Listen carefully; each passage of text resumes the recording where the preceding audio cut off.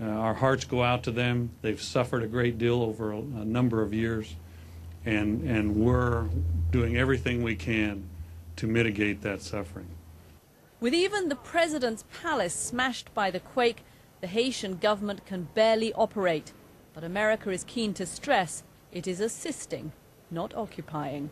We have no intention of supplanting the leadership of Haiti, and indeed, we actually see our role as ensuring that the leadership of Haiti is able to provide the leadership that the Haitian people properly expect them to provide. Dozens of countries have, of course, offered help as well, and it is all welcome. But no other country has the capacity and the proximity to respond quite like this. Well, for more on the massive U.S. operation President Obama announced, I spoke late today with Michael Hammer of the National Security Council. Mr. Hammer, you have so many agencies and so many departments within the U.S. government, as well as so many other countries involved in this effort. Is coordinating both the most important and, in a sense, the hardest thing to pull off?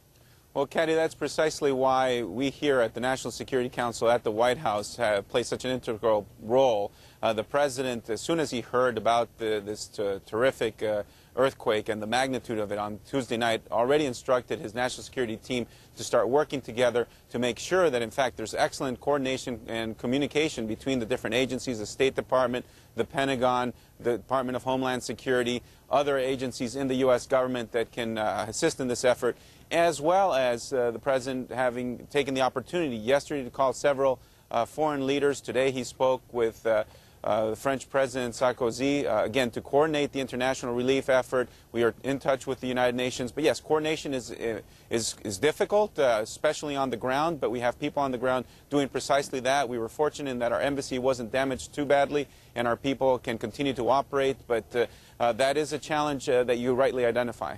And on top of that, the situation on the ground is changing hour by hour. I can't imagine it helps your mission that every day you have a new set of challenges. Well, you're right. This is very fluid, but we have a lot of experience, professionals, both in the military and our civilian force, both with the State Department, with our U.S. Agency for International Development, people that have gone and responded to disasters in the past, whether with the tsunami in Indonesia or hurricanes in Central America. So we know what needs to be done. We need to adjust to the difficult situation in Haiti. It's a country that had very weak infrastructure to begin with, which has been severely damaged. Roads are impassable. The port is damaged. Fortunately, the airport is accessible. And we have to overcome those challenges because, as the President said, we need to be there for the Haitian people. We need to do everything we can to save lives in these critical first 48, 72 hours. Mr. Hammer, in your deliberations there in the White House, do you have any sense of a deadline by when you must have this operation up and running? Is it 24 hours, 48 hours, 1 week? Caddy, we already have it up and running. We already have people there on the ground. We already have our military deploying and in country and in theater. So really, we are already up and running. The question now is how quickly we can get more supplies in, how quickly we can help coordinate an international response, which has in fact been very positive and something that we'll see increase, I'm sure. But rest assured that already we are having effect. Of course, it's challenging. There's no question about it. We are mindful that people need to be saved in a very short order. Medical attention needs to be provided. Supplies need to come in. Mike Hammer joining us from the National Security Council at the White House. Thank you so much for joining the program. Thank you for having me. Well, as we've mentioned, the US is far from alone in sending in assistance to Haiti. A British team with more than 70 rescue specialists and their dogs is on its way to the island nation, but they are currently stuck in the neighbouring Dominican Republic. It's just one of the examples of the huge obstacles facing relief efforts. The BBC's David Loyne is travelling with them. He filed this report. This is the scene at Port-au-Prince Airport in Haiti tonight. Aid planes stacked up. The frail infrastructure of the poorest country in the Western Hemisphere was shattered by the earthquake, so the airport was closed, while aid from across the world can be moved out to make space for more.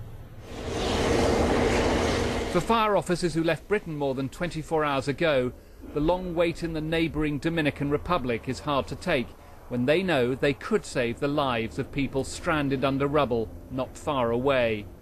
Frustrated, but we've just got to try and contain our frustration. We understand, obviously, things are bad up there, Port-au-Prince. The guys here, as you can see behind me, they all want to get up there as soon as possible and do the job they want to do. But for reasons beyond our control, then obviously we have to wait till the plane's allowed to take off and get up there as soon as we can. Part of the British team did take off, but was unable to land, and the men and dogs returned to the Dominican Republic. The government in Haiti, a country impoverished by violence and corruption, is not strong enough to coordinate a relief effort on this scale. And the UN is struggling to play its part in coordination, as it and other aid organisations have lost many of their own staff. We, the British government, will match what the United Nations has already announced.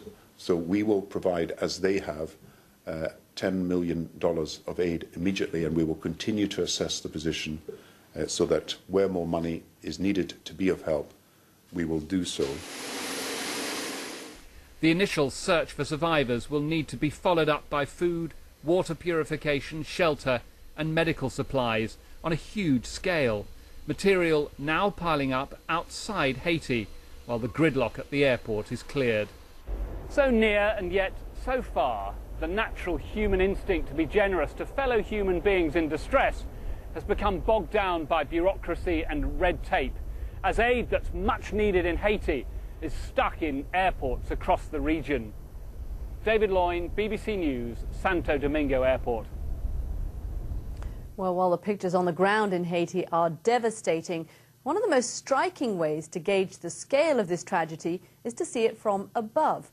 Thanks to technology from Google and GeoEye, these satellite images offer striking before and after views of Port-au-Prince, beginning with the collapsed presidential palace. As we fly from place to place, the photos on the left show what the city looked like before the earthquake struck. On the right, you see the exact same locations now, many buildings reduced to rubble and debris littering once clear roadways, making many of them impassable. And in a field which used to stand empty, it now appears many of those who've been left homeless are now crowded with those displaced by the earthquake. Well, we'll have much more from Matt Frei in Haiti on the quake later on BBC World News America, plus the stories of desperate relatives around the world using every technological tool they can find to search for missing loved ones. And for this Haitian woman in New York, the hardest thing right now is simply not knowing the fate of her children or how to help them. It is biblical. That's how US Secretary of State Hillary Clinton described the damage in Haiti. 2 days after the devastating quake which struck the country, the need there is overwhelming. Matt Frei has made his way to Port-au-Prince and he joins us again now. Matt, thank you for making it back onto the programme. I know the logistics there are very difficult for everybody. One thing that President Obama said as he announced this big aid effort was that the US military had already taken charge of the airport. You're there. Is that how it seems on the ground? On the ground, Katia, and in the air. We had to circle for 3 hours, and not just us, by the way. We were with some aid people here, but also various aid flights. Circle in the air because the Americans are controlling the airport. And what you see behind me, or what you can't see behind me, is not an international airport, although that's what it's officially called. It is essentially a municipal landing strip, a single runway, no taxiway. In other words, if a plane is busy landing here, another plane can't take off. While one plane is taxiing, another plane can't land. You can have all the pledges of aid in the world. You can have all the stuff being sent from, the four corners of this planet, but you can't turn this place into JFK overnight or even in 2 weeks or 2 months. That's going to be the real problem for them, the logistics of this airport, whether the Americans are running this or not. Now, just down the road from here, about a mile away, is the port of Port-au-Prince. And as we flew in today, we saw that there was quite significant damage, not so much to the buildings, but more importantly, to the cranes by the port. You need that port in order to get the aid that's going to be on various ships like the USS Vincennes, the aircraft carrier, coming in anytime soon, going to be transporting some of that aid onto the port side. Again, it's going to be very difficult to get the stuff that's needed over there on the other side of the airport building in the darkness of Port-au-Prince to the people who need it most. And let me tell you, when you just walk outside this airport building, and this is really a hive of activity now with people coming and going, outside there's a kind of stunned silence as people face a third night in darkness in an increasing stench, one has to say, and also knowing that time is running out for their relatives and loved ones trapped in the rubble, and indeed for those who've survived but can't get the right medical attention. Just briefly, Cathy, the hospital, which is about a mile and a half from here, there's another plane taking off right now. At the hospital, they are literally moving the patients who cannot get treated straight into the morgue as they die. It is an utterly horrendous scene. Okay, Matt Frei there in Port-au-Prince. Thanks so much for joining us, Matt. Well, you only have to look at today's headlines to see the global reaction to Haiti's devastating earthquake. The Miami Herald went with the single word desperation on its front page. Puerto Rico's national daily El Nuevo Dia chose desolación to sum up the disaster. In China's Shuangzhou city paper, led with the headline 7.0 strong earthquake in Haiti, 8 Chinese were buried. And in Australia, Brisbane's Courier Mail led with just 2 words, quake hell. It's a hell which has left the capital largely in the dark, and reaching anyone there is still extremely difficult. For people trying to contact family and friends, often social networking sites are their only outlet. The BBC's Jane O'Brien has more on the postings which are taking on a whole new meaning. This is the information nerve centre of the Haitian embassy in Washington. Volunteers are setting up a website they hope will harness the power of Facebook and Twitter to trace missing loved ones. People have used Facebook tremendously just to post information, to know what, to find out what's going on. It's like people spend hours and hours on Facebook, posting messages, making comments, and seeing pictures. It's really a great tool for us in this time of need. The earthquake is the biggest natural disaster so far in the age of social networking, and people are turning to their computers for information. In previous crises, the embassy itself has been the point of contact, but today, nobody's here, mainly because they and the authorities are getting more information online using Twitter and Facebook. After the terrorist attacks of September the 11th, people flocked to Lower Manhattan to post photos of their missing relatives. Today, Facebook is the electronic postboard for disasters. Facebook and Skype are one of the only ways that we're able to get communication because the cell phone lines are down. Technology is also key to raising cash. A record-breaking $5 million was quickly netted by the Red Cross through text messages alone. If any of your viewers want to participate, they can text Haiti, H-A-I-T-I, and the number is 90999, and $10 will be automatically billed to your cell phone.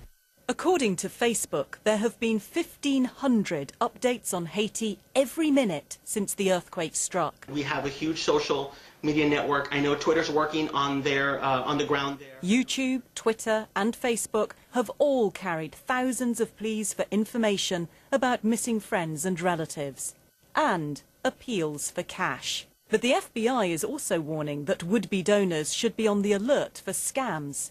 How are they communicating? By Twitter, of course. Jane O'Brien, BBC News, Washington. Well, as you've just seen, technology which barely existed a decade ago has been vital to getting information out of Haiti. Today, using Skype, we were able to speak with Louis Bélanger. He's a media officer with the aid organisation Oxfam. He's been travelling throughout the country, and we reached him in Jimani, near the Haitian border with the Dominican Republic.